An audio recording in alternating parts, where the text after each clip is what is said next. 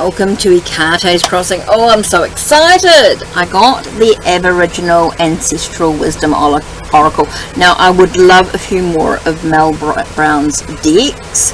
I'd love an Aboriginal Tarot deck, so if anyone knows of any Aboriginal Tarot decks that are available, that are inexpensive at the moment because of my budgeting, just need to be very, very careful about how much I'm spending. And I know some of the amazing artwork is gorgeous in some of those decks, but me being in New Zealand, if anyone knows of any Aboriginal tarot deck, let me know, or anything that you think would go with this one. I know there are some Australian animal oracles. I don't know if there's an animal, I don't know what tarot decks there are with Australian, but anything that you think will go with this would be really, really great. So, in the meantime, I'm not sure, I just might use this as a standalone deck until something comes up. So, 2-piece box, beautifully boxed, beautiful guidebook, lots and lots of information for learning the cards, for studying the cards, for some spreads there, a little bit about working with the cards themselves, how you can separate them into the 4 sets. There's 4 elements basically, or fresh wisdoms, should I say.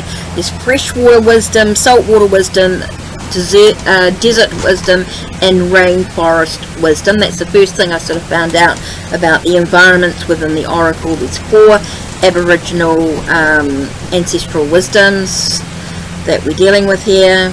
We've got freshwater wisdom, which represents our ability to reflect and reassess. I'm not going to go into a whole lot of detail here. Maybe when we start studying the deck, if anyone wants to sort of study it with me, let me know. But yeah, I think I'm going to be diving into this a little bit more about each thing. So freshwater wisdom represents our ability to reflect and reassess. Saltwater wisdom represents the rapidly ever-changing environment in which we live. Desert wisdom represents an environment of extremes where nothing seems to grow or thrive, yet everything has adapted to ensure its survival. And the last one is rainforest wisdom, represents an environment of life at its fullest. The rainforest provides us with food, water and shelter, and an environment in which we can thrive if we choose. So I'm not going to go into a whole lot of detail here. Now you can separate the cards out into each of the environments, or you can shuffle them up and use them as one. Good guidebook. I can't wait to sort of dive into it a little bit more with each card as I learn each card, because it's not something I'm just going to go through. And yes, I could read straight from the deck. It's pretty simple. You've got 2 sets to it. You've got the belonging, or you've got the abandonment. So let's do the going through. So you can see there are 2 things. I'm not going to go through and show you each one. I think you can go through and have a look at yourself, at the self. Insight, responsibility, strength. You can see there's a little bit of an image there with it. Exciting, and then see, here we go into the next one here. Exciting, calm, blessed, satisfied, motivated, joyful, confident, wisdom, peaceful. Then we got next. Right. So I need to find out a little bit more about what each suit is, which one's which.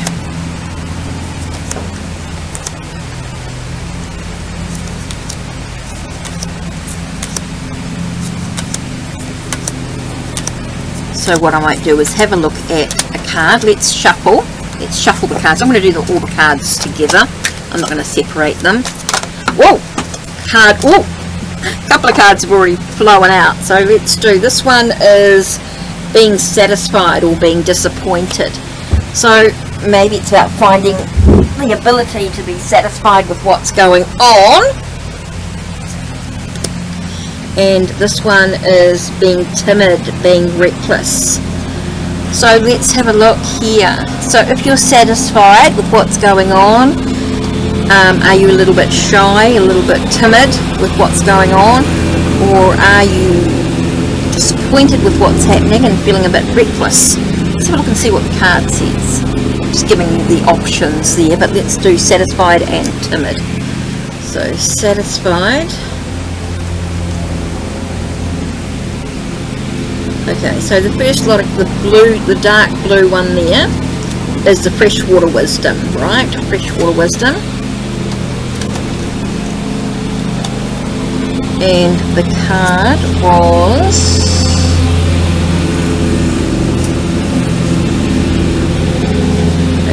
reckless and timid. Okay, beneath the exterior of both reckless and timid souls lay brave people who can be easily misunderstood. Look below the surface and find the real person and take the time to learn their story.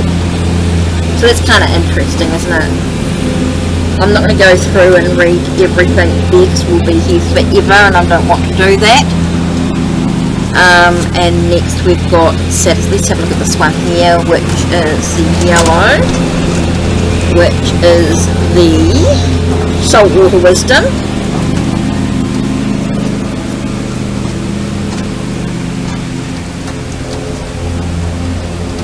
Okay, we need to be satisfied and take responsibility for what we have control over. Leave our disappointment behind for that which we cannot control. When I look at these two cards, I get a sense of maybe at this time you might be feeling a little bit reckless, or maybe you're feeling a little bit timid. Either way, let's say.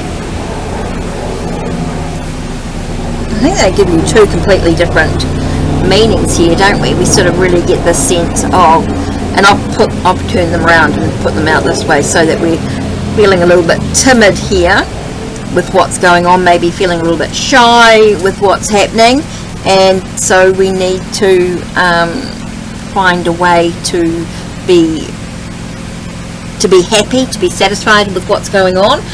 Maybe we need to acknowledge our shyness and find a way to not be reckless, but allow ourselves to find a balance between those aspects, to be able to be a little bit confident without being reckless, to not be disappointed, to be happy in where we are. I don't know, something to think about anyway.